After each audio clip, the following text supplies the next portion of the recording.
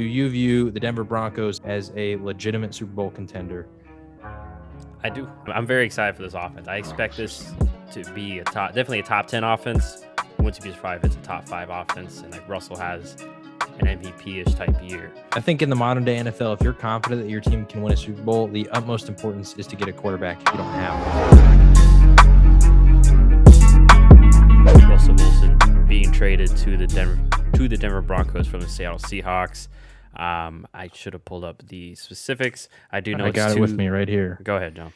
So the Broncos obviously received Russell Wilson and a 4th-round pick, and the Seahawks received quarterback Drew Lock, defensive lineman Shelby Harris, tight end Noah Fant, as well as 2 first-round picks, one being the 9th overall selection this year, and then the first-round pick for next year. 2 second-round picks, one being the 40th overall selection this year, and then a second round next year, and a 5th-round pick. I think that's this year, but I don't know what year it's from. So yeah, that was the trade. So obviously, I see a lot of people. I think at first I thought the consensus was like, well, obviously I think Denver won this trade.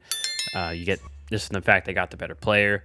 But yeah, what were any instant thoughts you had here? Because my only instant thought was, wow, I didn't expect them to trade Noah Fant, but when I thought about it more, it made sense. And I'm sorry, but just because everyone was expecting them to trade one of the wide receivers, and I guess you have to make the trade fit to your trade partner. Seattle not really needing receivers with Tyler Lockett and DK Metcalf. But yeah, anyways, though, John, what were your thoughts when this trade went down? I think it's a win-win for both sides. I think obviously the Broncos feel like their roster is in win now mode. And so we just saw what happened with Matthew Stafford and the Rams. They go out, they trade for a quarterback, they win a Super Bowl. And I'm not saying that that's guaranteed to happen, but when I think in the modern day NFL, if you're confident that your team can win a Super Bowl, the utmost importance is to get a quarterback if you don't have one. And there's a lot of teams in the league that are sort of in that situation where they built a really solid roster, but they didn't have the quarterback situation figured out. And Denver was one of those teams. I think even before the season started, I think both you and I agree that they were one of the top rosters in the whole league if you just remove the quarterback from every team. So I think it obviously, you paid a pretty heavy price tag. But like you said, I think it was a win that they didn't have to include Jerry Jeudy because a lot of speculation was that he'd be included in any deal. I think it was a win that you didn't have to give up 3 first-round picks. You only had to give up 2. And those 2 are going to be the next 2 years in which Russell Wilson is still under contract. And so obviously I assume there's going to be some sort of extension worked out. If not, maybe a franchise tag down the road, something along those lines. You're going to keep him for more than 2 years. But that's your first 2 years competing with him. So I don't think it's, the worst price to pay for that. So I think it worked out for the Broncos because now you get a quarterback to, have that offense going where they need to be because you have Javonte Williams, you have Courtland Sutton, Jerry Jeudy, Albert O, their backup tight end. He's a pretty solid replacement for Noah Fant as the starter. You have a pretty decent offensive line. So you throw all those pieces together, and I think you have a really solid team. And obviously everybody knows about Denver's defense. They have a lot of solid pieces there. But for Seattle, I think, this is a pretty solid haul, especially for a team that just doesn't really have a lot of draft capital. I was a little confused at how many players they took back. I figured that maybe they would just want exclusively draft picks, but maybe they had to do it for salary cap reasons. I don't know the contract situations of Drew Lock and Shelby Harris and Noah Fant. But I like the Noah Fant addition specifically out of all those players. Shelby Harris is like a solid veteran, but I don't think that he's necessarily going to contribute much to this team because I don't think overall they're very good. Drew Lock, I think this is sort of his last hurrah at a starting job. Maybe he can prove it over there in Seattle. But overall, I think for the player additions, Noah Fant's the one that intrigues me the most because I think he's a really solid, underrated tight end. But for the draft picks, I think it was a solid haul for them. That's the main piece of the trade. And for a team that really just has very little draft capital over the next couple of years, getting that amount of draft picks is obviously worthwhile. And yeah, I just want to say personally, I'm not going to judge the trade because it just matters what Seattle does with those picks. Right. They could strike gold with those picks or they couldn't. We saw kind of with the Khalil Mack trade. For both sides. I mean, to be honest, was any side a winner there? If we're looking at the last major, one of the last few major trades, I know the Lions one's still working out, but obviously you could already say like unless Lions become relevant quickly, as of right now, the Rams are the winners of that trade. They just won the Super Bowl Right. with the guy that they brought in. So that's like really the only clear way to say yeah we won the trade. So it will be interesting to see. And yeah, like you mentioned, now that Seattle's at the 9 spot in this draft because they never traded their first round pick this year as well. Do they go quarterback there and then maybe have a quarterback competition or something of sort, so that maybe they ease the rookie in, and don't give him the reins too quickly. We'll see, but I like I like it for both sides potentially. I mean, obviously, I think Denver is a more slam dunk. Like that's Denver's side one, but we'll see what happens with Seattle. And it does probably, you mentioned cap space, clear more cap for them too. So maybe it's just more of a reload. Yeah, we'll lose Russ, but maybe we can put the kind of like when Russ first came, we'll build a solid roster in a couple of years where we can, maybe get lucky with a rookie quarterback or, an okay quarterback because, Russ took a year or two to really get going and, have a really good team around him. So kind of like we just mentioned now with Denver, where Denver's got a really good team. They just needed to insert a good quarterback now. But yeah, for in regards to Denver's offense, probably going to be one of the better. I mean, this is going to be a scary offense, still a solid line. Once again, I'm also surprised they didn't give up an offensive lineman, maybe, especially to Seattle, which everyone knows that Seattle O-line's been an issue for them since Russell Wilson basically became Russell Wilson. Still keep Javonte Williams. So, and then also, last point too, they keep their corners. Surprised, they didn't try to, that Seahawks didn't play hardball. Say we would like Patrick Surtain, some or Justin Simmons maybe because they may lose Quandre Diggs. They didn't try to play that much hardball. So, yeah, it's gonna be an interesting trade. And man, that AFC West is.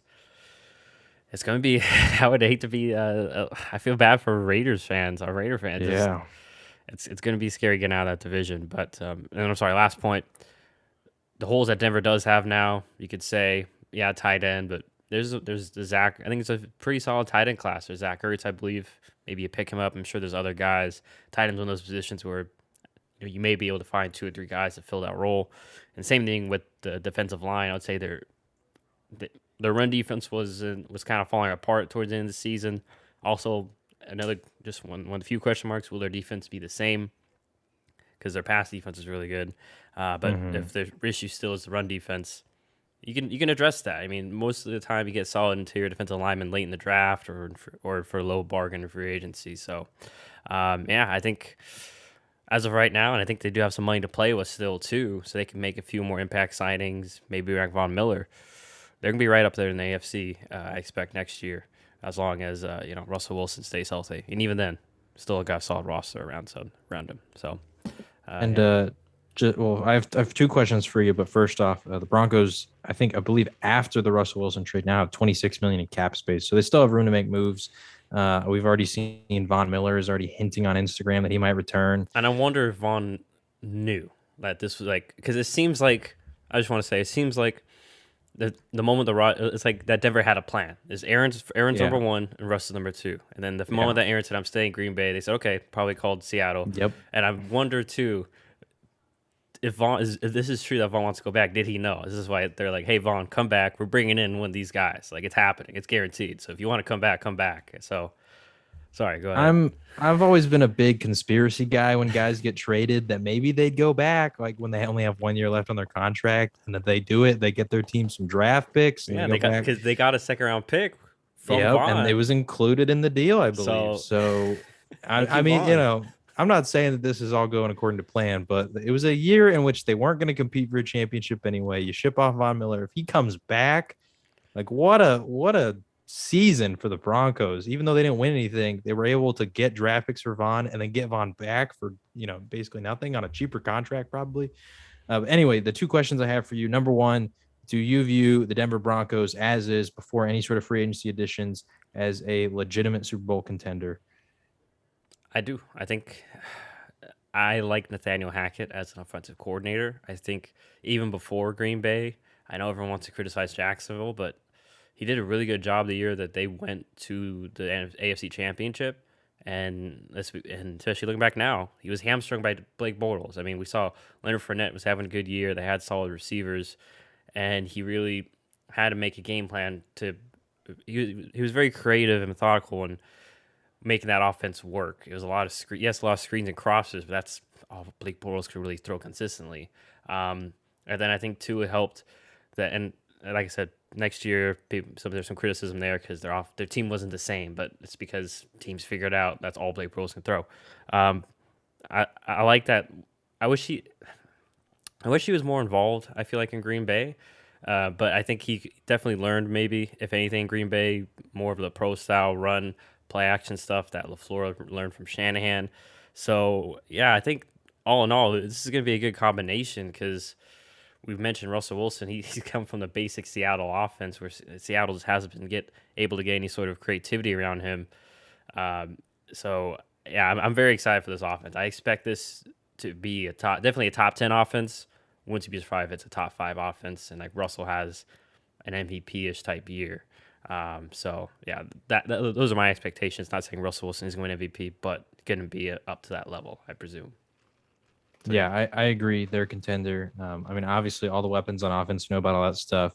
And I think that really just frees them up to use the remaining draft picks they do have, but all their cap space as well to address defense and offensive line, just really bolster up those parts of your team. And they're already strong. Like, they already have a pretty good offensive line. They already have a pretty good defense, but now you can invest even more resources there because your offense with Russell Wilson feels pretty taken care of for the most part. So I agree. They're absolutely a contender.